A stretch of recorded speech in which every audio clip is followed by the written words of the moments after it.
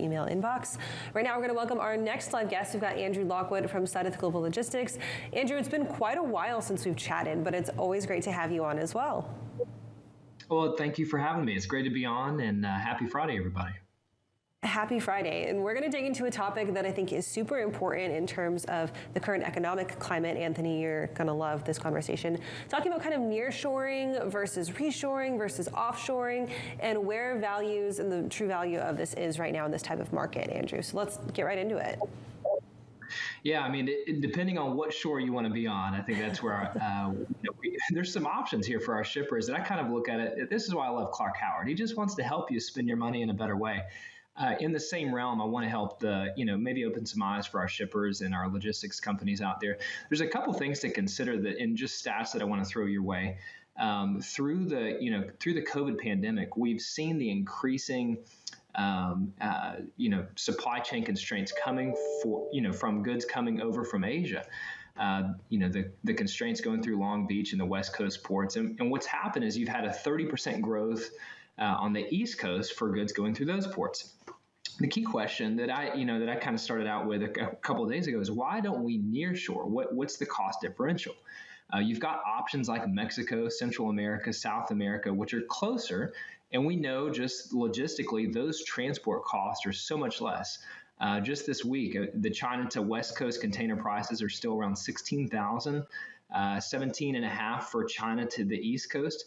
If you're taking a truckload across the border from Mexico, it's probably a fourth of that, depending on where you're sourcing from Mexico and where you're going into the U.S. So while you can save on the logistics front, I wanted to say from a wage standpoint, this was mind-blowing to me. Mexico and China are very similar from an average worker wage standpoint. Energy costs are a little bit more in China. You've got the tariffs that are still in place on many goods coming over from China. So I think we're at an interesting point now where I think we're going to see some shippers and logistics companies start to really look at where they are sourcing their goods, and maybe a little less dependence from overseas to closer here to the U.S. Andrew, one of the first things I think of when I get into the nearshoring mindset is infrastructure. It seems like that's going to be the potential biggest limiter when you're looking at really replacing some of those overseas destinations. So what's your take on really building out some of this infrastructure when we're looking at manufacturing facilities, when you're looking at really being able to almost build entire cities around being able to get products out? Yeah, and it's the biggest point for companies that are looking at this equation is that is a huge capex and a one-time capex. However, I think we're at an inflection point. Here's why. So Craig did a great job of writing about this yesterday, where he's foreseeing kind of another trucking bloodbath like we saw in 2019. If you look at the March numbers, the volume is more than 10% less in the transportation market. I'm not sure if there's quite a correlation yet on the ocean containers and the warehousing industry, but what we've seen in the logistics industry for the past 2 years could completely invert in a matter of months. So I think we're at a good inflection point where companies should start looking at what are the capex costs to maybe move manufacturing closer to the U.S.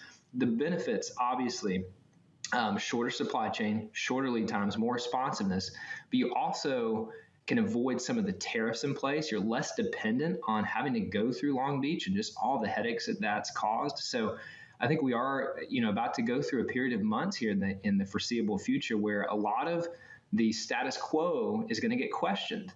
And so that's where, to your point, infrastructure, if you can use the existing infrastructure, that always makes it much, much less. The truth is China's got infrastructure built around certain industries. And there are certain things like solar panels, electronics that, just from a price standpoint, it's hard to move that from China to Mexico. There are other things like little tight cozy coops or automotive parts that Mexico is much better set up or already has the existing infrastructure there in place. So it is a big, there's no silver bullet answer, one size fits all thing here. It is very dependent on the infrastructure in place, but I have to assume there's going to be some accountants and some logisticians in the background starting to churn some numbers to see if the CapEx makes sense. Andrew, I'm interested in your thoughts on this CapEx from a labor perspective as well, because as we all know, the American worker has done almost a complete 180 in what they expect out of a job. And as we can see from all of the shortages in the warehousing and the manufacturing and the trucking sectors right now, is that it's hard to find people who want to fill these jobs, especially for what would be considered a traditional laborer's wage, when you could go and make, well over minimum bagging groceries at Publix. There's this now inflection point where we've set up what the worker wants versus what could be available if you have these major companies bringing back their manufacturing to the U.S. Obviously, they're going to have to factor in that labor cost into their CapEx. Can you talk about that in the decision-making process as well? Yeah, such a good question. And this is the perplexing thing about capitalism. The more wealth a country gets, the less dependence on manufacturing. And that's the way capitalism works. You're looking for ways to maximize profit. How do you do that? Well, you find where you can make these things the cheapest. And for a long time, that solution has been, well, outsource it to China, offshore it.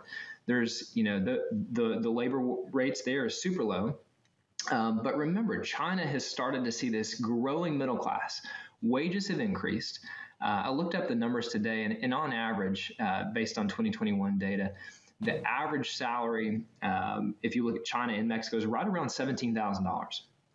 You compare that to the U.S., and again, there's a big difference between the median and the mean, but we're looking at around $50,000. So there's almost a 3-time differential between China and Mexico, where those wages currently are, which are very similar, by the way, and then the U.S. And so that's where I think it's really hard to make the numbers work to manufacture something here in the U.S. As much as we want to say made in the U.S. or assembled in the U.S., it's just really expensive, and it's kind of an anti-capitalism move. Now, I hate to say that because don't we all want to see things made and assembled here in the U.S.? We feel good by saying that or purchasing that, but the truth is capitalism's looking at maximizing profit. How do you do that? Well, you look for the lowest cost area. That equation's starting to shift. You introduce other things into that equation, like the tariffs in China and the zero COVID policy and ports getting clogged up and shut down. I think that could swing it in the favor of Mexico or some of the Central American countries that are closer by. And Andrew, one of the things that I really take from shifts and raising wages and things like that and different market dynamics is that when labor starts getting a lot more pricey, that there's a lot more typically investment in technology and capital. What role do you see this potentially playing into this shift as well? Because I can only think of course, everyday examples. You think of certain fast food restaurants where you don't even talk to anyone. You just hit a few buttons and the next thing you know, your order gets called out. As we start to see more technology enter the market, enter the space, how do you see that playing into the potential of really alleviating some of that labor aspect?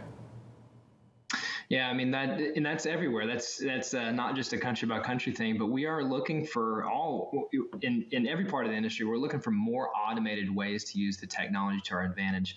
I think that does alleviate some of the cost over time and that differential. No matter what the country is, and perhaps that could be kind of a Trojan horse to bring some jobs or not jobs, but manufacturing and some of the upstream activities here back to the U.S. through automation. But jury's out, and again, it's still it's an industry by industry thing. So no one answer to cover them all. And I feel like we can't finish this conversation without talking about raw material sourcing as well, because when you're talking about reshoring or even nearshoring manufacturing processes, there's some stuff that you just can't get away from because those raw materials don't exist where you want them to. And so you have to put those manufacturing places closer to those raw materials, right? You're exactly right. And so steel is a great example. That's where a lot of those numbers depend on the current tariffs that the U.S. has on China, and then China institutes their retaliatory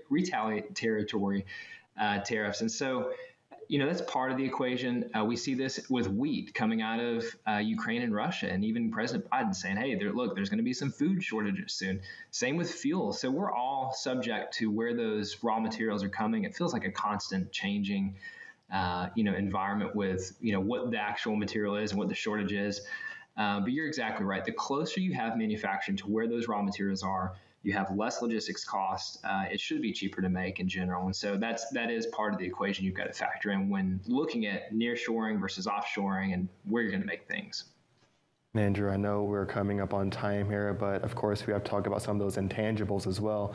I think one of the other big parts you bring up is some of the advantages being able to be away from China because of some of those IP perspectives as well.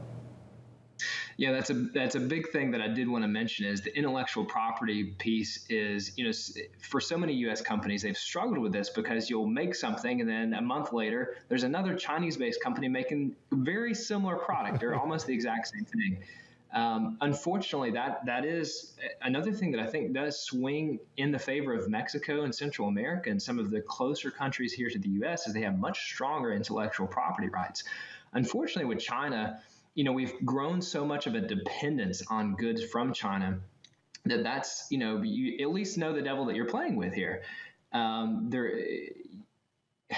an IP standpoint, we know what those risks are. And so I think, again, that's another variable that could start to swing volume to different countries, especially from a manufacturing standpoint. So good point. All right, Andrew, thank you for being with us this morning. Always great to have you. We'll catch up with you next month, I'm sure. Have a great weekend. Thanks for having me on.